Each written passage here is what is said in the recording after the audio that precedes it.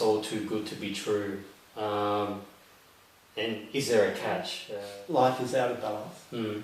It all just looks like it's too good to be true.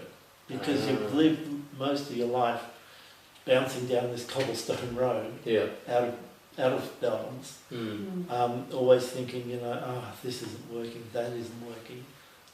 That it's hard to imagine that it could all be, as we say, in harmony. There is no secret. It's just working at it.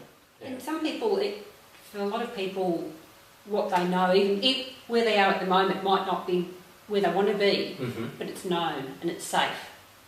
And a lot of people don't really want to change because it's frightening. Yeah. Even though you don't recognise that you don't want to change, you might say consciously, yes, I want this, or I want that, but they're not actually prepared to make the effort and take action that is required to change.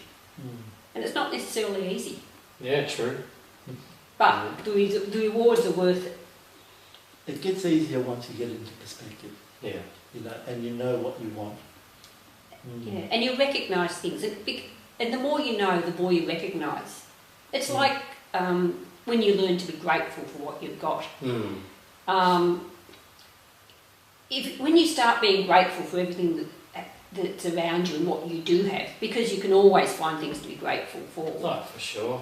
You tend to look at things in a different way.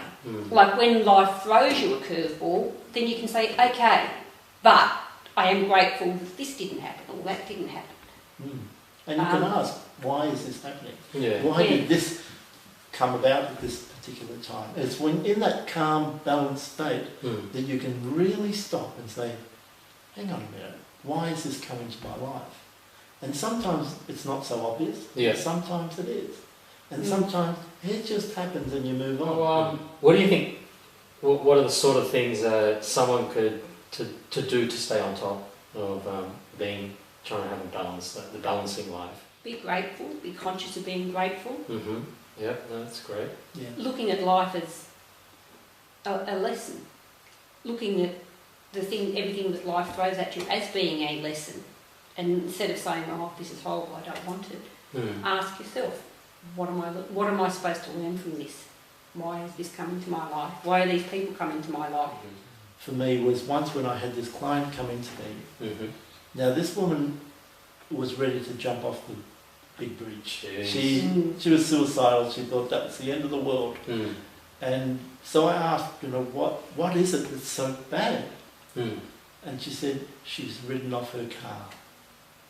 And of course my first reaction was, oh boy, get a life. It's insured anyway. It's like, what's the big deal? But it was like she'd lost her child. Yeah. But for me, it was like, just stop and look at this.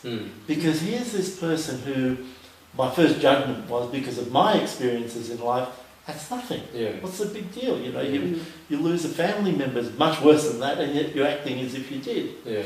But for her reality, in her life, that was real. Yeah. The pain was real. And it was so wrong for me to judge her as if, are you serious? You only rid off your car. But she hadn't experienced anything worse in her life. So the pain she was going through was as intense and no different to anyone who had lost a family member. So that was a real key learning for me, to not judge people just because of my experiences. Yeah. Their experiences in life are different.